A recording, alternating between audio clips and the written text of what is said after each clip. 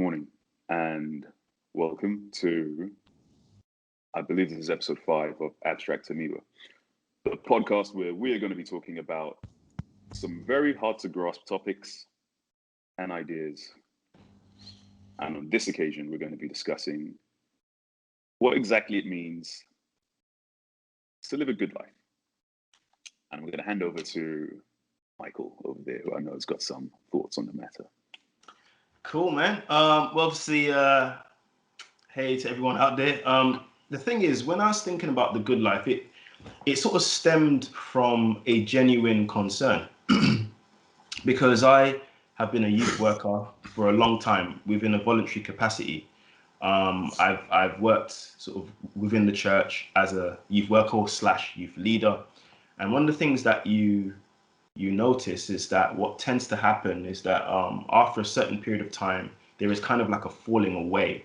A lot of young people don't seem to be as involved within church or invested within their faith. And it usually happens around the time when people are trying to look for jobs or careers or to get, to kind of get themselves on their feet, financially speaking. It comes around the time when, relationships are something that people are always thinking about. And oftentimes this is when a sort of falling away will occur. And oftentimes I wonder if it's because there is a pursuit of the quote unquote good life.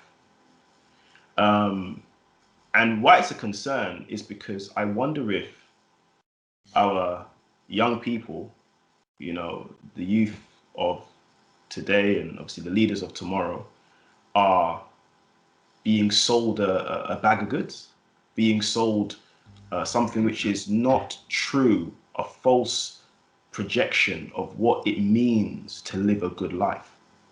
Oftentimes, we can see images projected from hip hop videos, and I'll use the hip hop video or the media, and what will happen is there will be these projections of what it means to live successfully, what it means.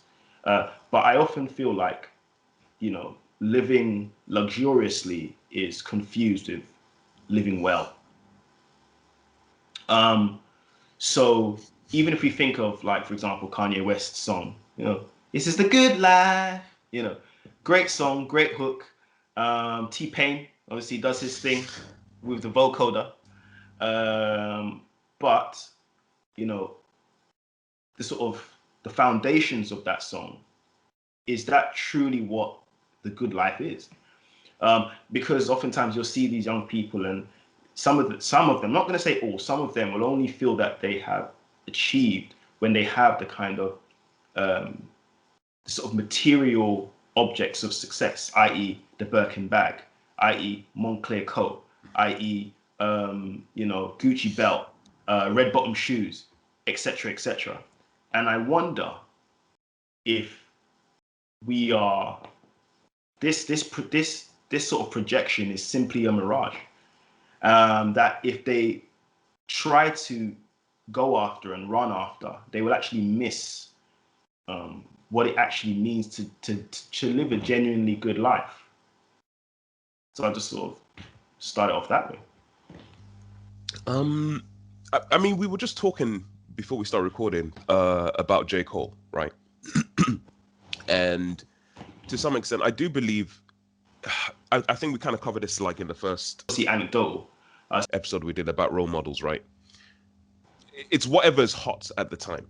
It's going to be whatever's perceived as success, right? Like, in the early 90s, kind of late 2000s, there was this kind of, the woke rapper. He would wear pretty basic garms, Tribe Called Quest, guys like that. Even early Black Eyed Peas, right? This was an alternative to the guys that wore the hip hop, that wore the change. Even what's the Roots as well? Roots was another group that kind of did it. Yeah. They kind of try to say no to this kind of stuff. Even Dead Prez is another type of rap Dead group Prez as well. Yeah. So there's always. I mean, even to be fair, Kendrick Lamar. Anytime I've seen him in certain you know, when he makes a media appearance, he's often in a t-shirt and jeans. Exactly. Very dressed down, right?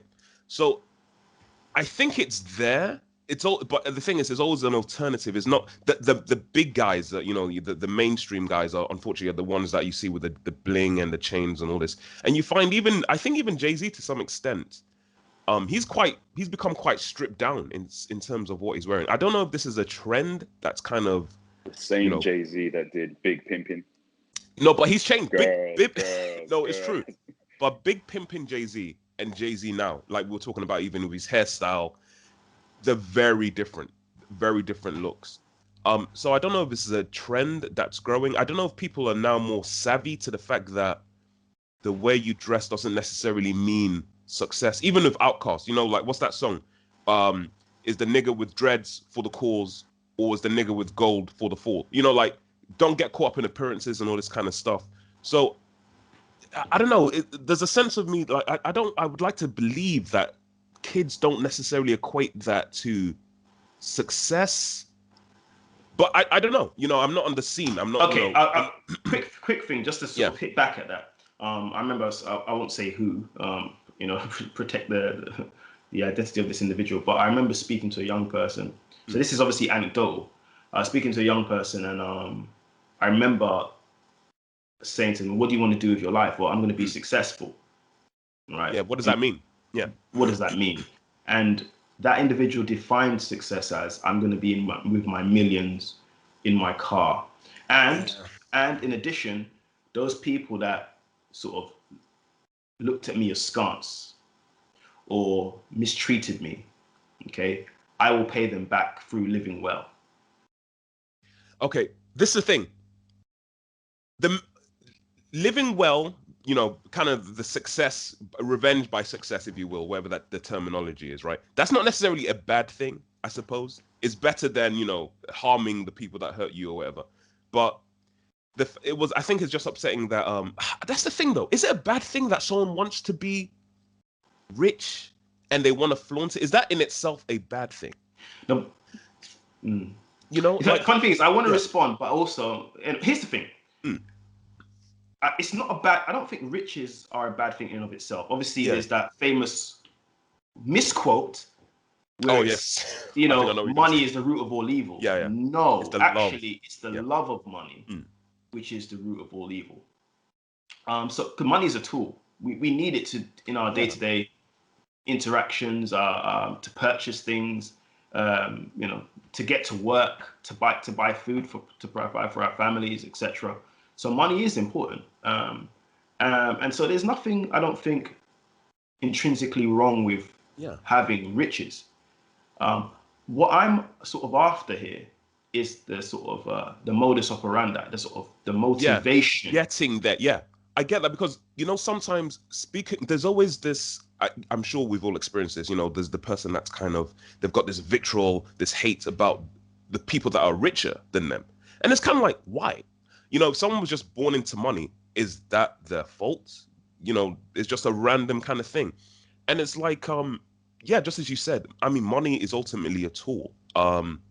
Should you hate a person for that? Granted, you can argue someone flaunting it, they could come across as arrogance and all this.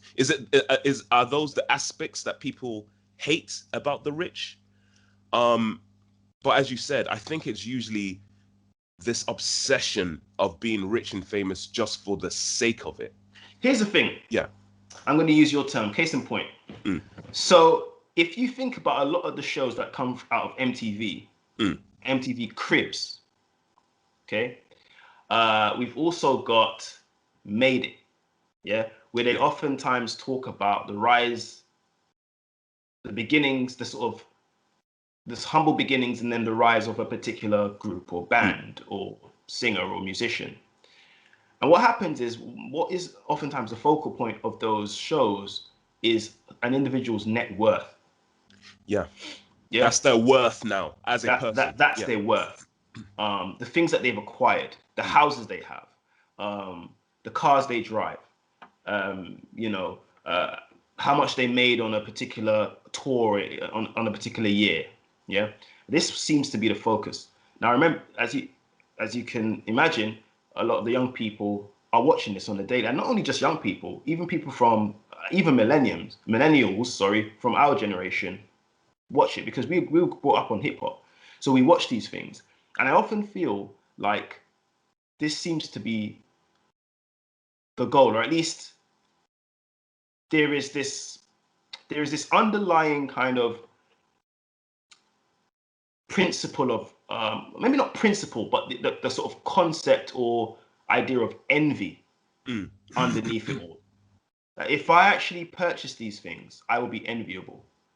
If I have this net worth, I will be somebody because someone would want to be me. Yeah. Sorry, Tunde? Yeah. I feel like we've actually speaking, and this guy hasn't said anything. Yes, cast me. It's my turn. No, like yeah. Particularly with kids and what they aspire to, and that focus on wealth and the accumulation of wealth as a means of value. It is.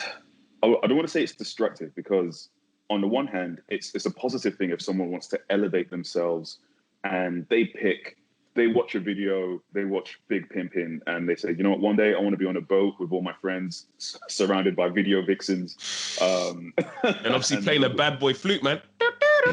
Exactly. You know, like, so that is the motivation that makes them start a business and makes them do good in their community and do well, right? That's not necessarily a bad thing, but it's survivorship bias, right? In the sense that, you know, you realistically, when we look at success stories, we only read about success stories. We don't really read about the countless failures that happen, either to that particular individual before they became successful, or the countless people that try things and fail and, you know, ultimately don't make it, which accounts for the significant majority. Sorry to interject for 1 second. It's just a thought, and I didn't want. It leads to what you were saying. You know how we're just shown success stories, right? Yeah.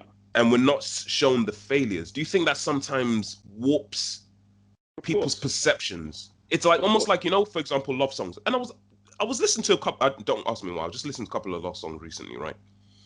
A lot of them.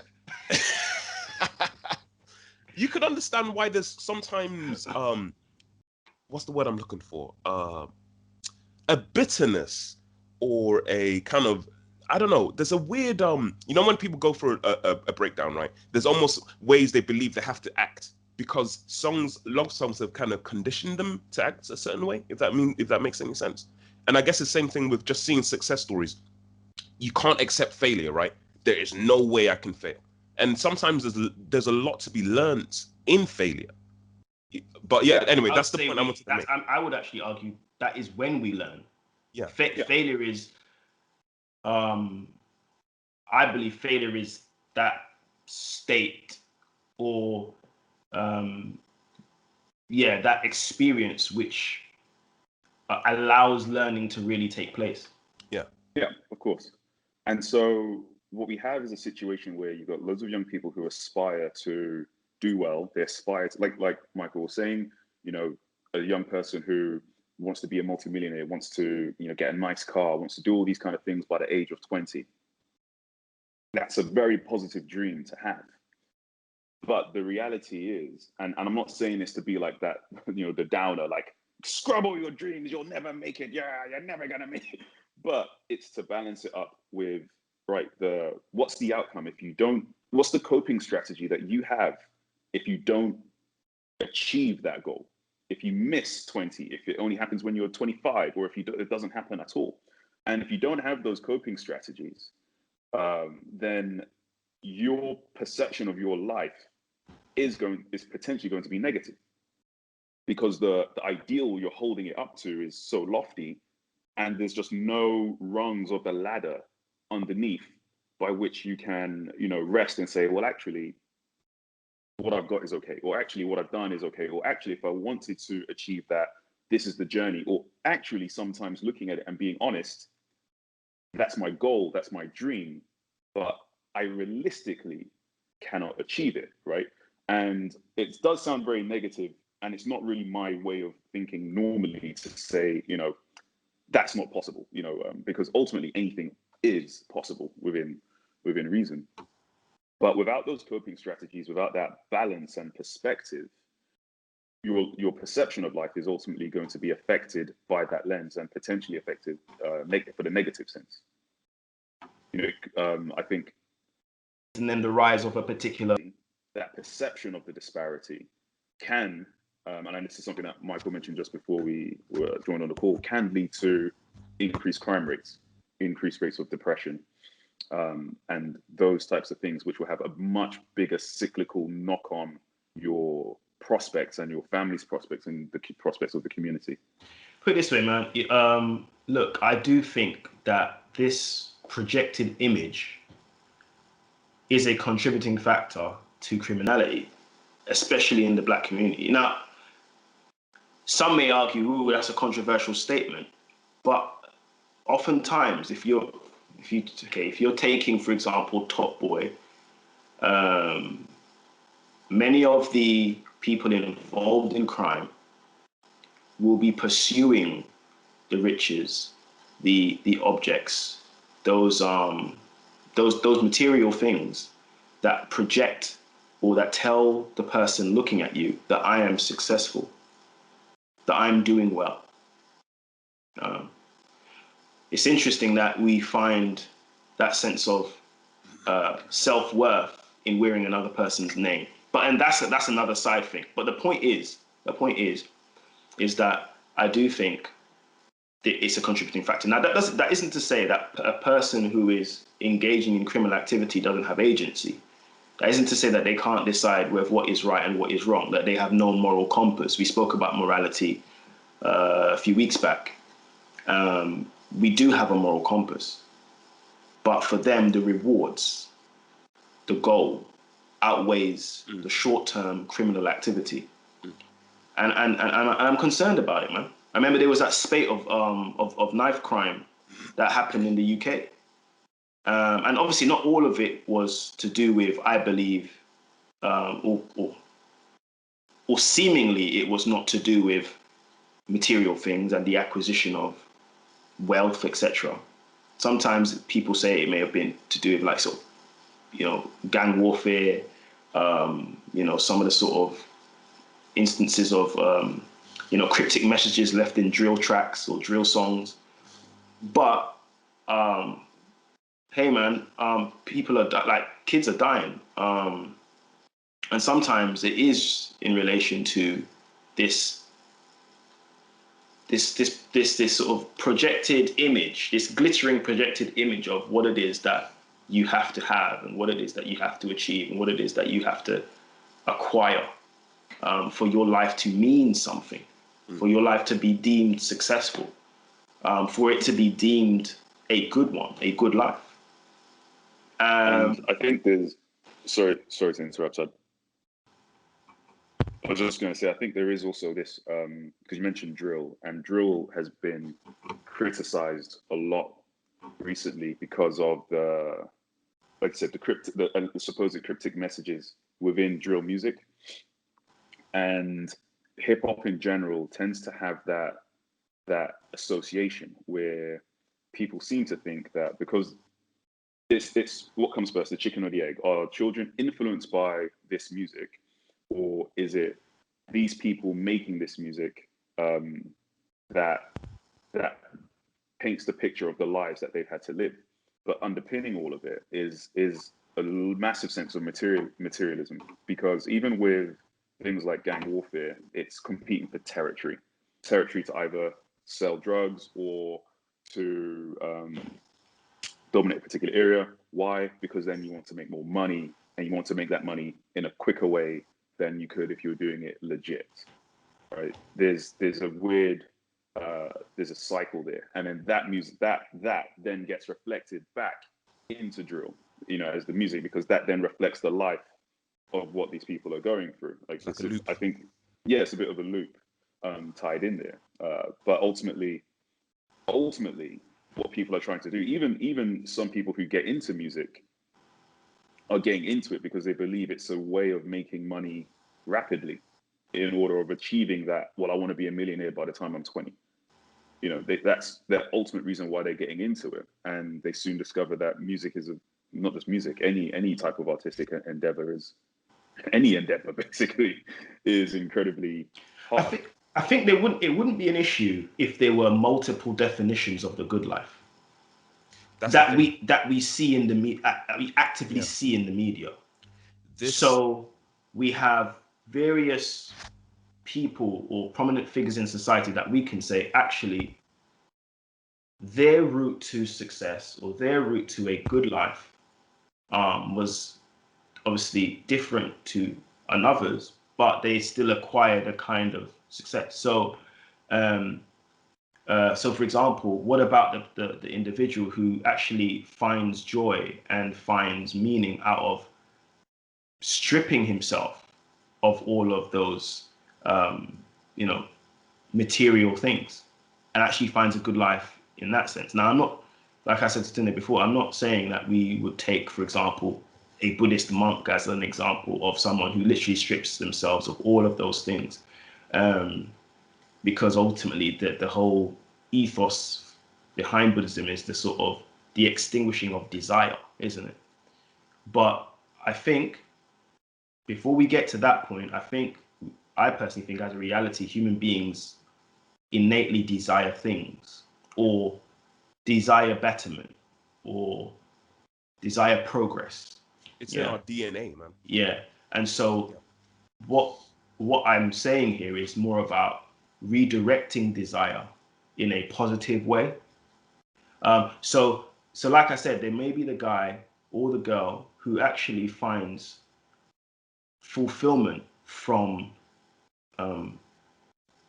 living a life which is bereft of the clutter of materialism. And then also, I think sometimes this focus on materialism, this focus on the objects, those objects that glitter, we kind of run the risk of being also destroyed by them.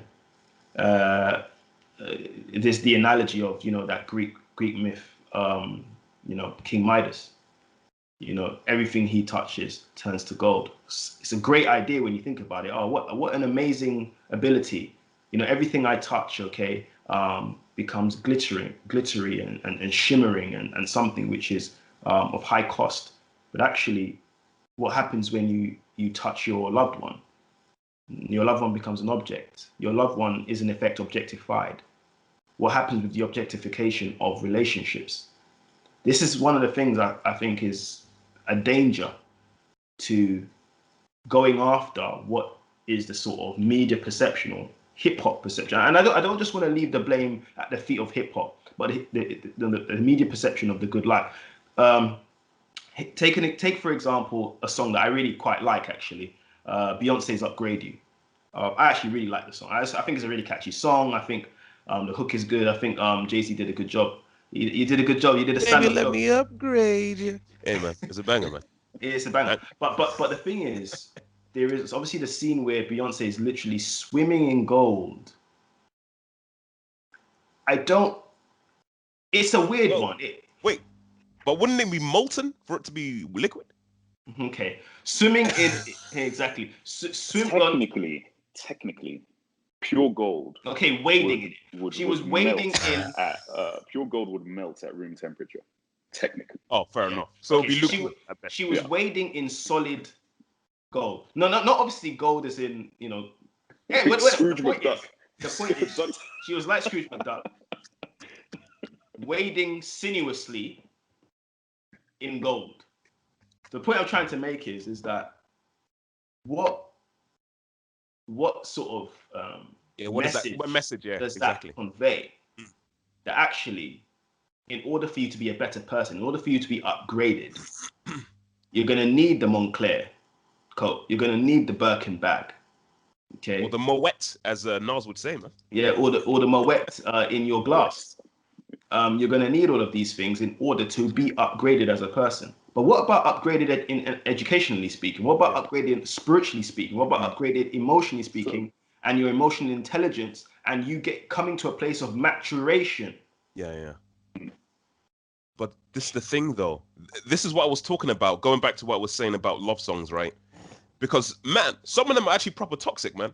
Yeah, getting my ex lover back and all this kind of stuff. And again, as I said, it kind of gives a generation a way of thinking. Same thing with rappers and getting money and stuff. But it leads to a bigger question, right? Do we censor these guys? We can't. It leads to, do we censor art again? And not only that, the truth of the matter is, every person comes to, you're on this journey, right? I know I've been through it.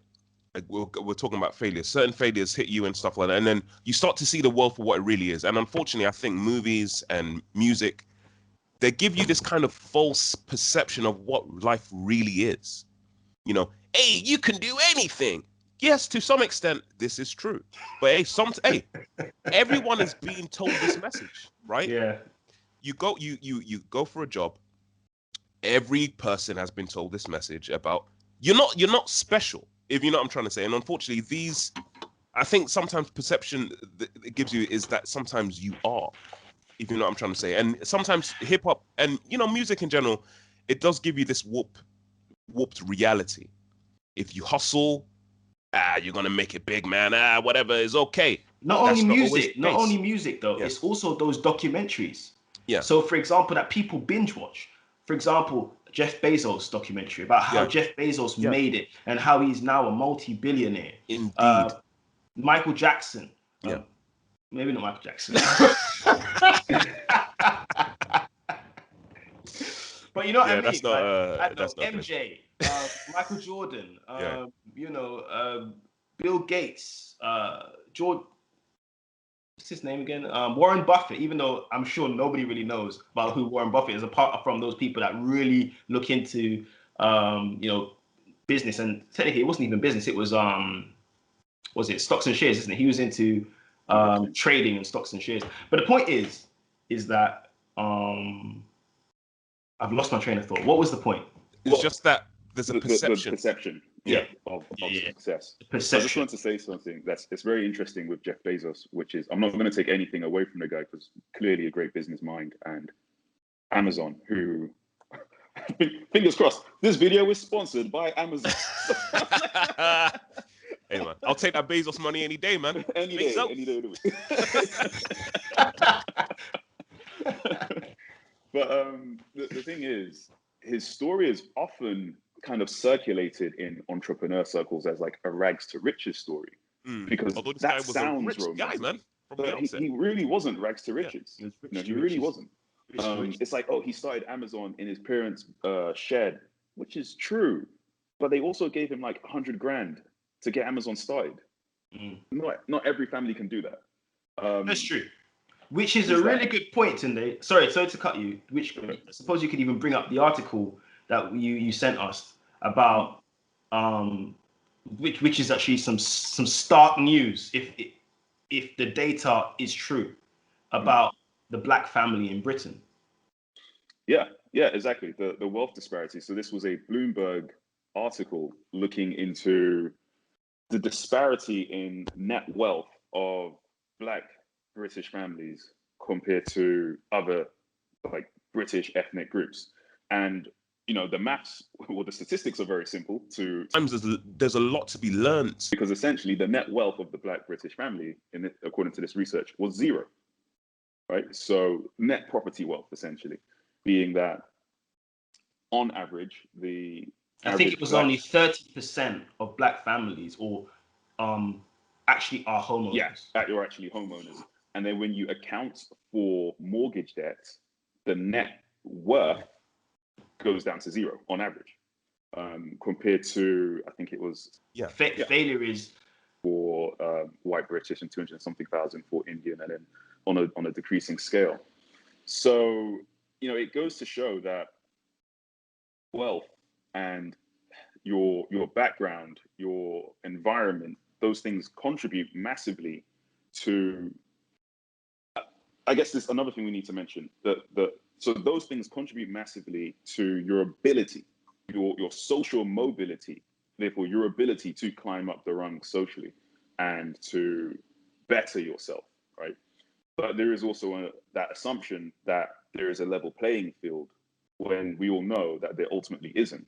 Generational wealth plays a massive factor into what type of school you can get access to, what type of accommodation you can get access to, what type of living, and how much money you can actually leverage in order to attain some element of what's perceived as success.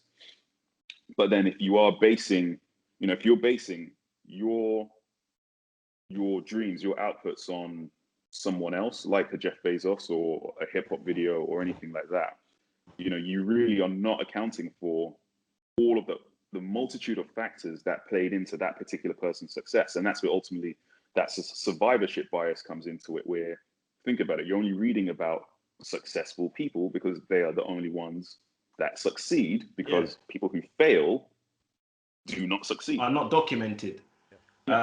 So we only hear about the outliers, we only hear about the anomalies. And what we tend to do is try to generalize based upon an outlier. Yeah. If you generalize based upon an outlier, you're actually fighting a losing battle. Yeah. Yeah. And the thing is, because also at the one hand, it's, when you think about it, this is very pessimistic, guys. So you're basically saying, if you don't have money, you can't make money. That's what I was worried that we sound like, don't even bother, don't even try. You'll never make it. But this is why, I think it's. I can imagine why one can be enamored by a sort of Marxist, socialist, communist worldview. I can imagine why, because it's all things in common. We all share the same thing. Interestingly enough, that idea or concept was in the scriptures. It's in the early church. With I think the Apostle Paul may have been speaking to some churches. I forget where, but there was the idea that they shared all things in common, and whatever people had, they put it into a kind of like a pot that they could all benefit from. Now that only your dreams, you'll never make it. Yeah. If the people contributing to that pot have a sort of commonality in ethic and what they want out of life, and what created that commonality in the scriptures was the Holy Spirit, or the Spirit of God, which essentially binds people together who share the same sort of a moral outlook. However, if you're trying to impose that on a society, and bearing in mind that wasn't instituted by government, that was instituted by a group of believers, okay, within a sort of social body, which is the church. And this is way before the church kind of was in bed with government, if we're talking about Constantinople, etc. So what I would say is, when you try to then institute this from a governance standpoint, that's when it starts to become a bit iffy, because not everybody has the same core belief system.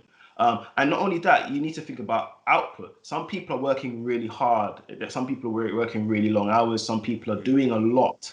And so if we are to essentially have that sort of egalitarian ethic across the board, equity is the same across the board, there are going to be some people that will become bitter by that. So it as a system, it doesn't work. But then at the same time, does capitalism work? The thing is, I feel that system only works it can only work in communes with a group of like-minded people. No, but that's exactly what. Once you start to get thousands, millions, now there's more variation. There's more chances that there's going to be wildly different types of people and opinions and stuff like this. So that's where you run into a problem. Does our methods, work right now? That's the thing. I don't know. There's pros and cons. What I'm saying is, what undergirds capitalism, I would argue, capitalism proper, is that is what I said. It is the and it's in everything. Envy, I believe, envy is within everything in this culture. And I know it might sound. Look, guys, those guys watching, you might be thinking, what is going on? These guys are speaking like Scrooges. You're all I didn't realize envious. this was You'll the never make. nihilist. Didn't But realize what this was I the mean by nihilist that is, I'm not podcast. saying that people individually are envious people. There are really good citizens out there, really No, I good think you're. people out there. I think you But learn not to be. yeah, you learn not to be. You learn not to be. I think there is an overarching ethic, okay, and it is envy. There's the politics of envy. There's envy in culture. I mean, that's what advertising does. Like we were speaking to Tinder before, we were saying that actually advertising, they sell you a lifestyle. They don't sell you the bog standard product. It's not, oh yeah, you really like this chair because actually it was made to fit ergonomically to fit your back and blah blah blah. No, some products do that, but oftentimes it's about how it will make you better. How the person you are today, okay, will be a different person tomorrow. The person you are today will be bettered, will be upgraded. So in a way, what they're doing, here we go. So what they're doing here is taking the love of yourself. This video was sponsored by Beyonce. They're taking the love of yourself and selling it back to you. Because that future self is who you want to be. And this isn't my argument. This is an argument from a guy called John Berger in the I think it's The Way of Seeing. It's an art book about just how it's an art book about various perspectives on how you can analyze art. But basically, that's what they do. They're essentially selling yourself back to you, but upgraded. 100%. Like an advert is a short story. That's basically what it is. Okay, for example, Have you guys seen a typical advert for furniture, right? It's a beautiful room. This is how it will look in your home. This is how you could. I mean, it leads to other things that you're going to buy, if you know what I'm trying to say. So it's never just an advert, boom, the chair. IKEA kind of does that to some extent, but anyway, that's a whole different thing. But yeah, you have a point. It's very much about this is the person you could be. If you buy these shoes, hey, you're going to be fit, man. You're going to be running in this beautiful park with these beautiful babes around you. It's all that kind of stuff. So have you seen the sorry to interrupt. Have you seen the adverts for the Peloton bicycles? Exactly. Peloton. So clearly, based on that, if everyone's in sick apartments, okay. Exactly. If I get a Peloton, I would be riding my Peloton in a penthouse overlooking the city center. I would be slim already. Yeah. But it's that. That is exactly it. They are selling the look, the lifestyle. The people. I'm probably speaking out of turn here. I'm sure not everybody who owns a Peloton thinks this way or believes this way, and there's nothing wrong with trying to improve your health and your well-being. We're generalizing. And there's nothing really wrong with a Peloton, but we're just trying to get to something here. Yeah, exactly. But it's that image. You see, there's a attractive woman riding a Peloton. She's having fun. She's enjoying herself. She's living in a nice apartment. Living her best life. Living her best life. I want that. Yeah. That's what I want. That's why I'm gonna get a Peloton. Or even with fitness, like fitness wear, right? It'd be, a stacked beefcake, and it's like, yo, not everyone looks like that. Granted, they are. Gymshark. Yeah, exactly. Gymshark. Hey, you buy these leggings, man. You're gonna look like this in a few months. Hey man, it doesn't take the reality of somatotypes into account. Hey man, you might just be was it an endomorph that cannot. You can never achieve this body type, and this is the thing. And then this leads to, as Yoda said, man. This leads. Exactly.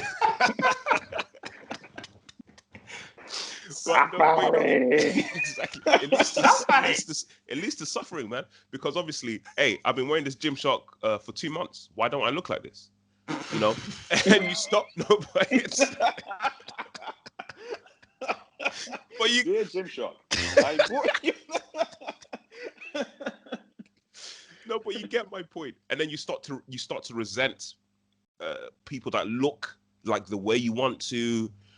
It just leads to a whole host of Of course, and because I know we've started this off basically, I think talking about hip hop and that, which I think we probably can still come back to, but particularly, that whole concept of what's a good life toxicity around the fitness industry, especially online, It's big, is man.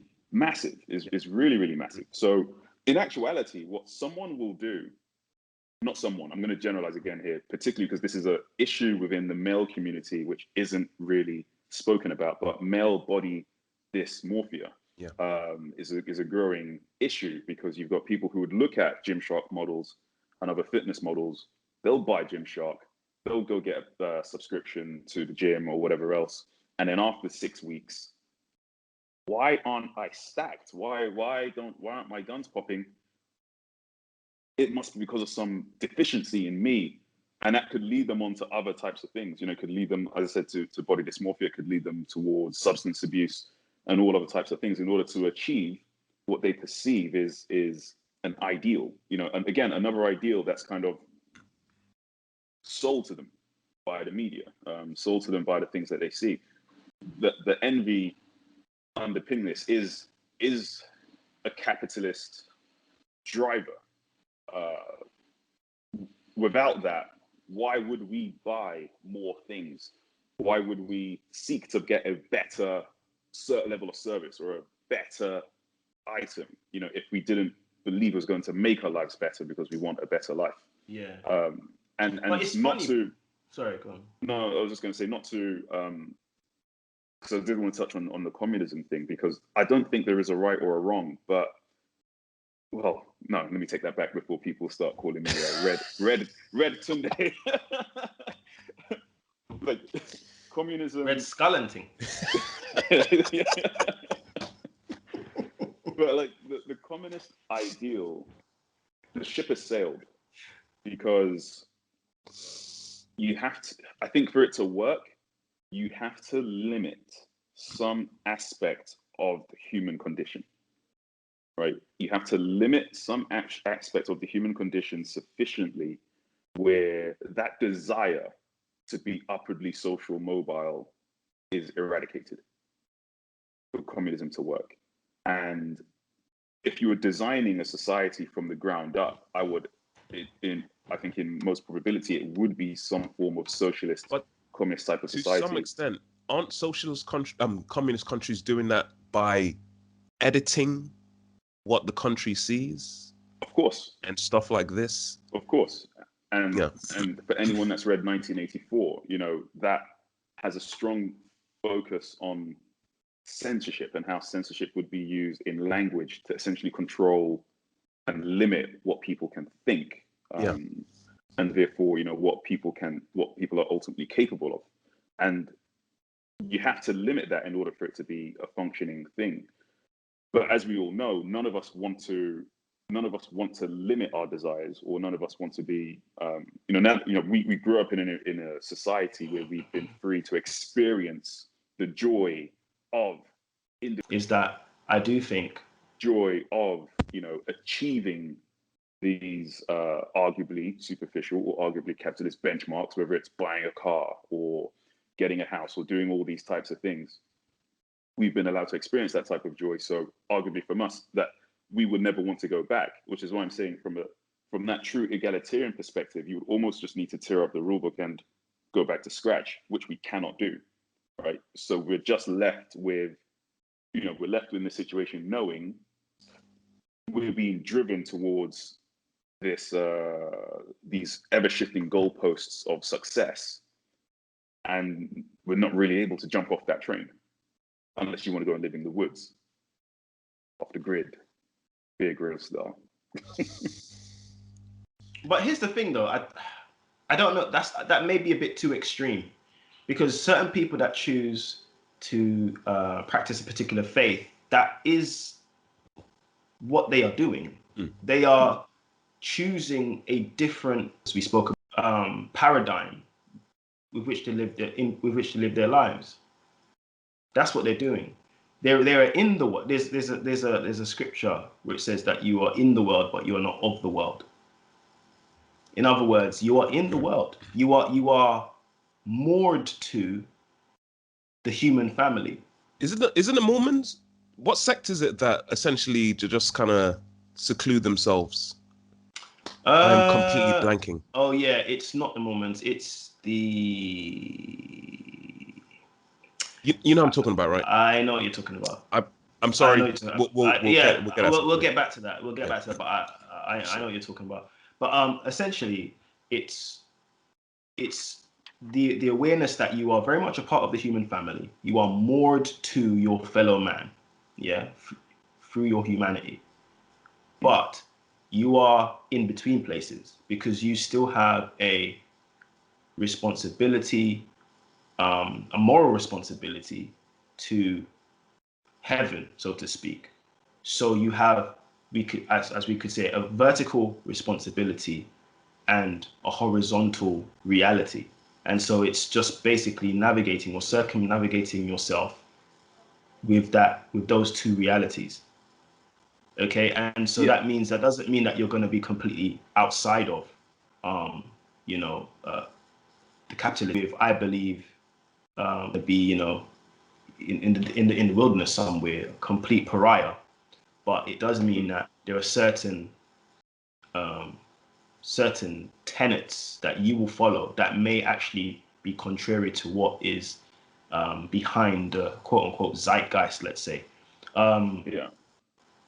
Yeah, so There's I also think there's a quick kind of just a sort of quick story which actually does come from the Bible, and Jesus was approached by I believe it was a Pharisee, sort of basically a teacher of the law, which is the law of Moses, basically. And then someone came to Jesus and asked him about, do you and your disciples pay taxes? And then Jesus responded by saying, actually, whose face is on that coin? And the person said, well, Caesar's. And then he says, well, okay, well, give to Caesar that which is Caesar's and give to God that which is God. If we were to extend Jesus's answer or elaborate on that, what is God's? He would argue those people that want to live their life according to those tenets. So essentially, because people that believe in God and are of faith believe in that fundamental idea of the Imago Dei, of the divine being inscribed upon humanity, they would say that actually God is inscribed upon me, and therefore I have a responsibility with him as I do have a responsibility with the state, or you know. So what I'm saying is balance. yeah. Balance. I just would was just going to jump in just to say, because I do recall reading about a study, and I just verified it here while you're talking. But basically, the study found that when they do the happiness metrics, like who's the most happy people in the world and all this type of stuff. One of the metrics out of that was that people who identified as having a religion tend to score higher on the happiness index.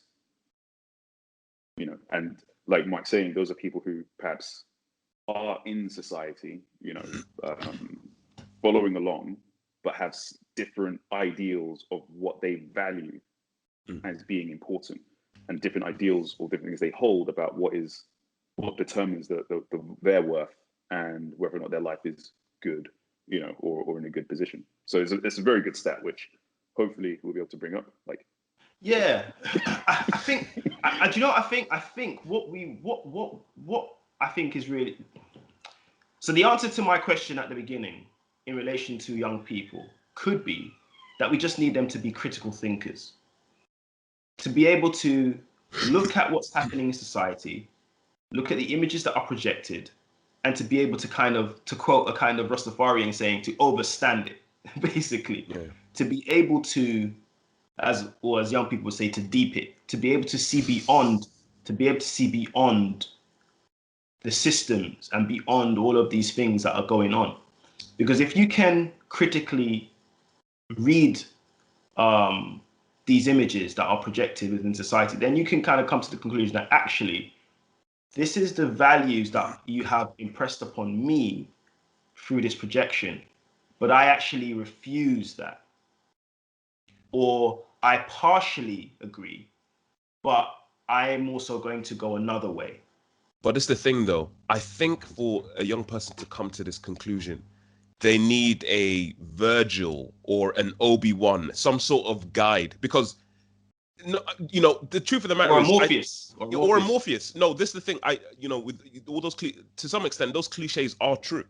You need someone to kind of help you navigate, to some extent, what is kind of, you know, rubbish. I know that's kind of a general term, because obviously that's subjective, but to some extent, what is superficial, and what is kind of real, and you know, what betters me as a person. To some extent, I think you do need, whether it's your parent or someone you trust in your community. I think there is, because I, you know, Hamza, yeah. do you think that's air you're breathing right now? No, because said the supposed cryptic message. because I get messages on my Instagram from a lot of young artists trying to find out, you know, what okay, how do I develop as an artist? What kind of avenue should I take, and all this kind of stuff. There's lots of young people out there that are looking for some sort of guidance, and to some extent, all you can do is just give them your experiences, right? And you can try your best to help them, but ultimately it's them that has to kind of take the initiative ultimately, right? But I think being a guardian That because it's credit for. I think it really is. You know what's interesting? Case in point, Pixar's Soul.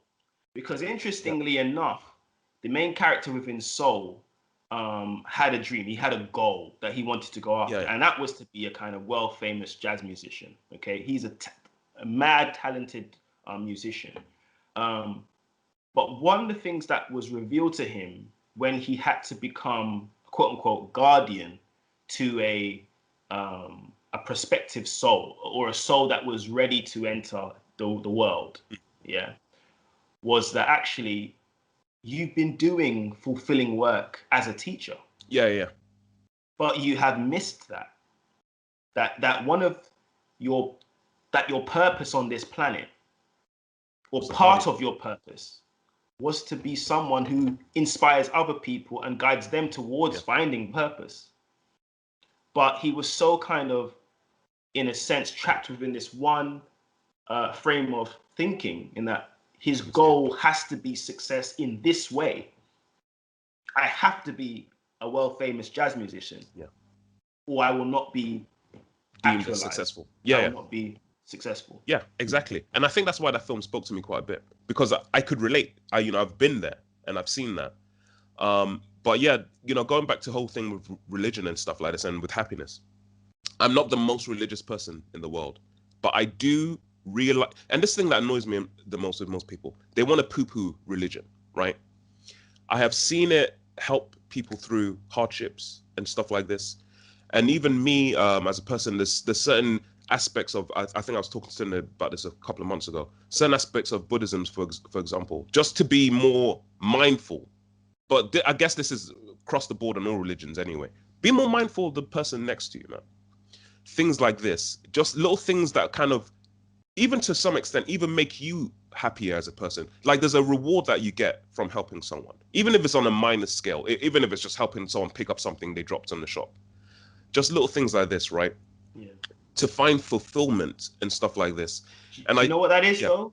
I genuinely believe that's when you have come to the realization that what makes you happier is when your life and what you do has a sense of utility to it. Exactly. You are being useful.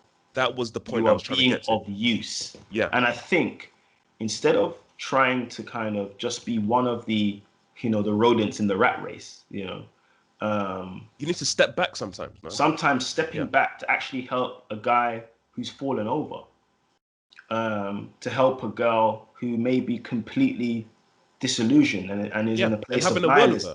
Yeah. And actually being of use. So instead of just consuming, you are giving, but something which is not tangible in that sense, but still meaningful. It's like all of those things that really matter in our lives, like love. Okay, this is a noun. It's a thing, but it's an abstract noun. Something that we experience, something that gives our lives meaning. And I think when we can come to that point where we want to be of use, I feel like some of these old, I suppose you could say, like vestigial projections or images of what it means to be good begins to fall away. Yeah, I agree. I totally agree. That's pretty much what I was going to say. Yeah, I don't know if you want to add anything to that to me. Yeah, so there were. I wanted to bring up, like, because you were talking about role models and all of these types of things. Yeah. And there are some cautionary tales along the way, right? But the way that the lens of society tends to paint things is often in the wrong way. For instance, The Wolf of Wall Street, and I think Mike and I were speaking about this the other day. Yeah. You know, The Wolf of Wall Street. When the film came out, critics were criticizing the film because they said this glamorizes drugs and it glamorizes excess and it glamorizes all these types of things, when in actuality it's a cautionary tale about the trappings of wealth. But that's the thing, not a lot of people saw it that way. They wanted to be that guy.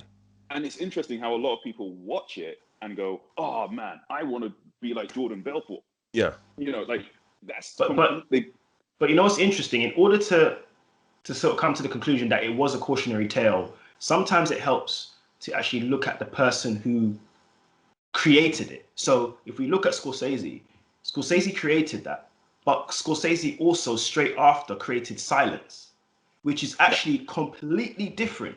It was based upon a novel by a Japanese writer, and he was talking about when certain people from I think the Catholic Church went over to Japan as a kind of evangelism mission to evangelize. That was with what's his name? Adam Driver and Andrew Wasn't Garfield. That Spider-Man guy in it? Yep, Spider-Man was in it. Garfield. Andrew Garfield. So and they went to Japan to, in a sense, see, webbing up those Japanese guys, man. Exactly, man.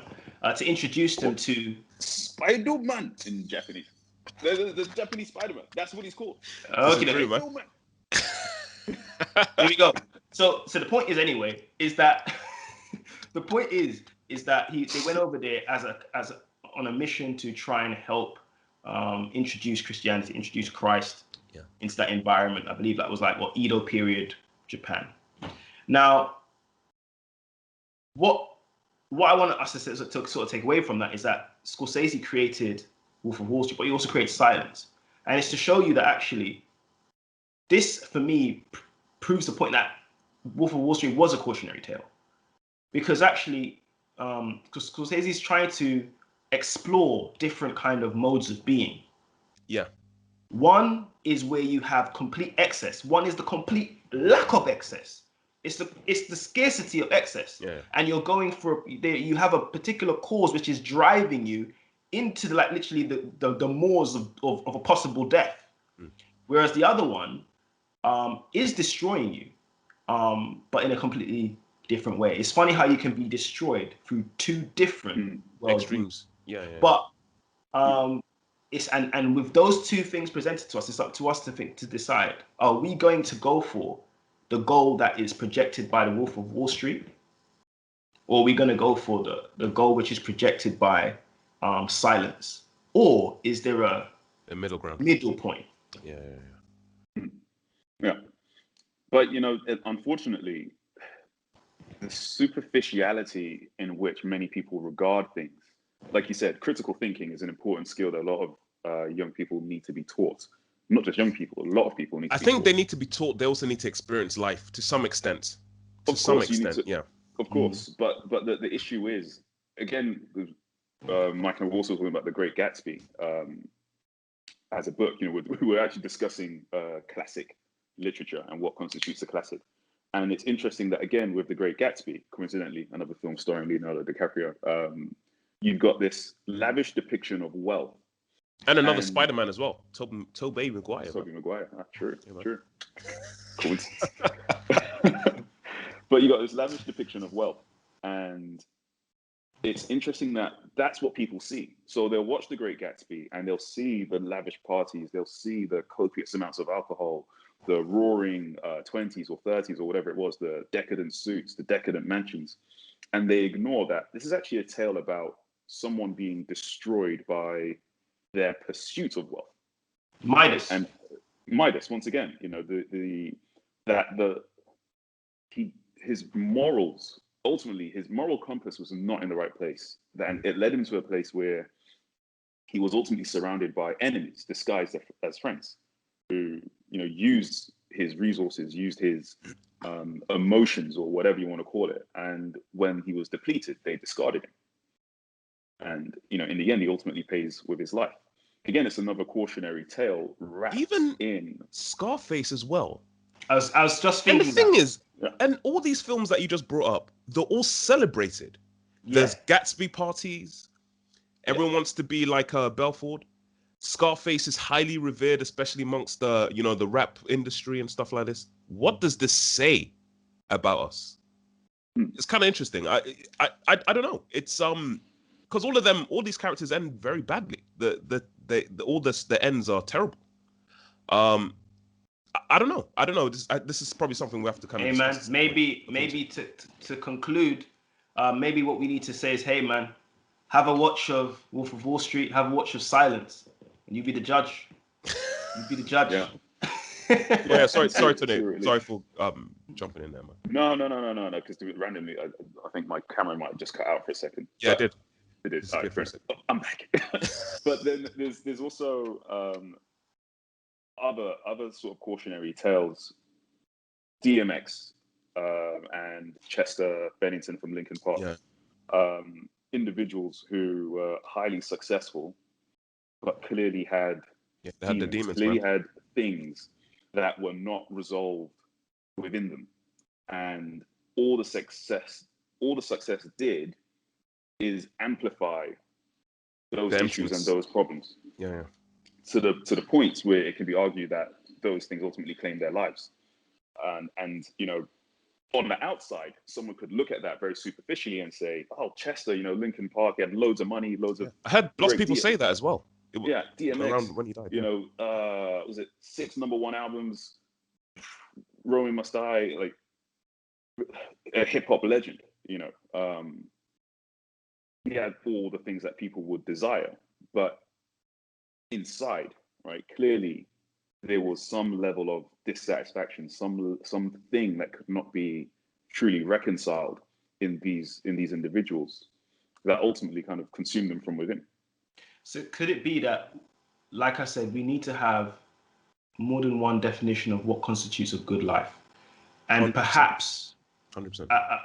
away from the pursuit of things and wealth and status, maybe there should also be a contrary pathway where you're actually trying to pursue an understanding of self, traversing the sort of inscape or the inner landscape of yourself, to really truly discover actually what is the true goal. What am I really trying to do? Interestingly enough, obviously Tunde put us on to 50 Cent's autobiography, but it was almost like a business book and also an autobiography at the same time.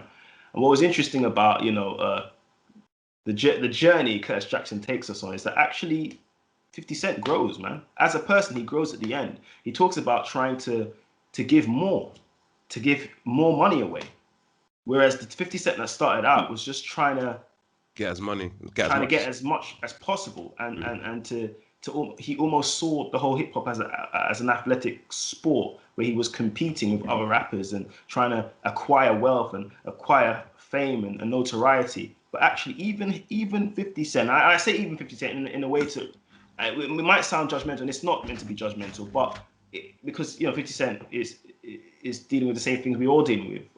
But what I would say is that he grows. He recognized actually that there's more to it than that. What's that? There's gotta be more to life. But yeah, man. But the point is, yeah, he discovers that as well. So I'm just saying, maybe we need to spend more time traversing this inscape, this inner landscape, than we do climbing the rungs of success, or do both. Because perhaps by traversing the inscape, we will actually discover actually what do I truly need to do? What am I truly meant to get at? But I think, especially with the youth, there is a confidence you need to go, do you know what?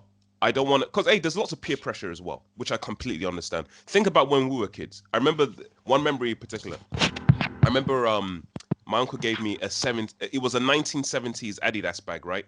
Because mine had broke, and I was rocking it. I was wearing it around school. I remember actually being laughed at. Aha, look at that vintage piece of crap.